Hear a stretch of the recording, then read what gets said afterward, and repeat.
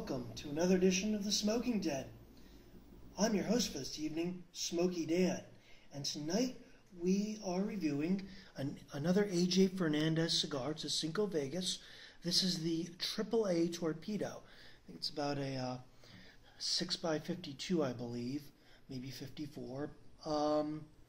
It is a Pennsylvania, obviously Maduro wrapper. It's a Pennsylvania, Connecticut broadleaf Maduro wrapper.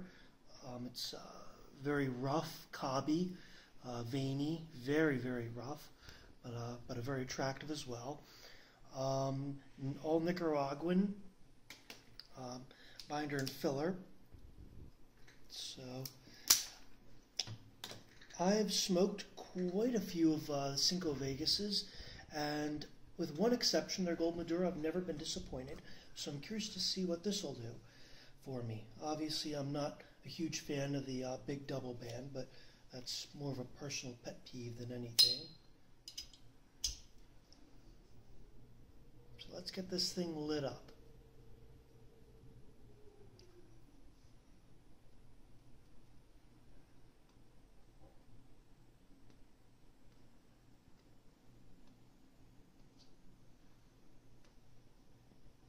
I wonder if it's sacrilege that I'm lighting a Cinco Vegas with a Macanudo lighter.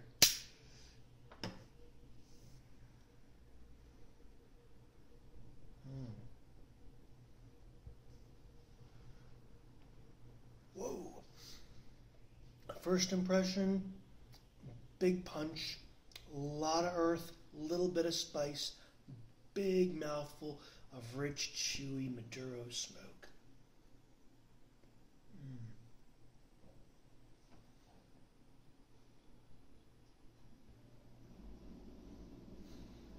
A little bit of chocolate mingling with that spice on the top palate.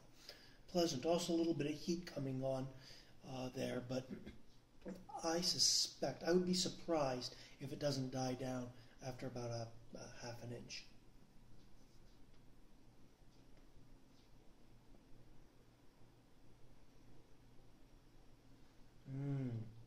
It's really tasty.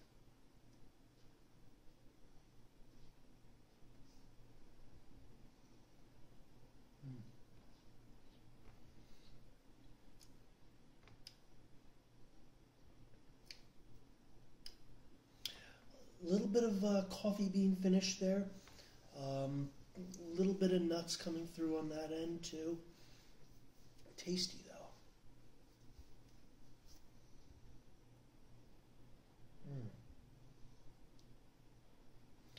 Well, the draw's good. The burn is so far good. And I have quite a few inches left to smoke on this bad boy. So we'll be back in a few seconds on your YouTube screen with the verdict.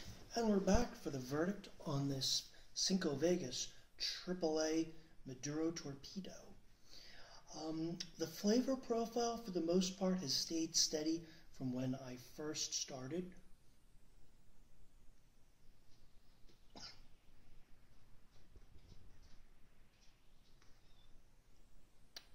A lot of earthy tones, some coffee tones, and about 2/3 of the way, and I started picking up just a little bit of the dark fruit flavor in the back palate.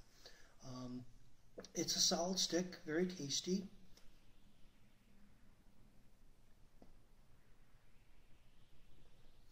Great draw, beautiful ash.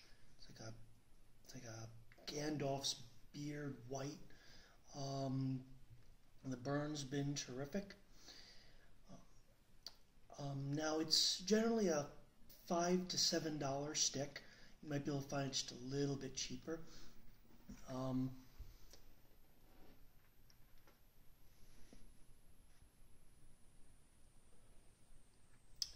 And I'm going to give it a 7.5 out of 10. I definitely recommend picking one up, but there is one thing that I really need to point out. And you've got your mild cigars, you've got your mild to medium cigars, you got your medium bodied cigars, you got your medium to full bodied cigars, and then you've got your full bodied cigars. And then you have a small elite group of cigars that are incredibly full bodied, and that's where this one falls under. There have been a few cigars in my life where I can't even smoke them. There have been a couple Camachos, Hoy de Nicaragua, the one with the red and green band, where literally I can't smoke because it's so full-bodied. This is sort of right in the cusp for me. It is extremely full-bodied. If you're used to smoking mild to medium cigars and want to get into full-bodied cigars, avoid this one. Heck, I even gave a friend of mine who'd been smoking cigars for almost as long as me one of these, and he couldn't even smoke it. If you're new to cigars, definitely avoid this cigar. This is the kind of cigar that might make you turn green, purple, might make you throw up even. I've smoked some super full-bodied cigars when I was starting off. It happened. I admit it, it happened.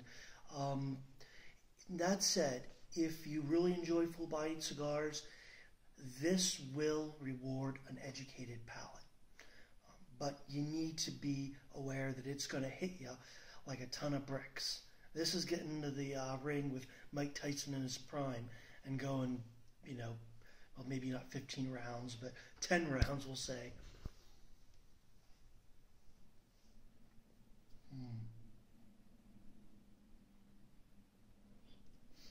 But it is very, very tasty. For those that can handle a full-bodied cigar, I definitely recommend it.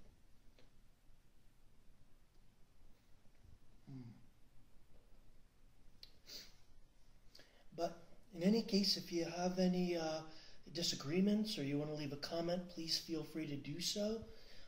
If this is your first time on the page, please hit the subscribe button. And until next time, keep smoking whatever you're smoking.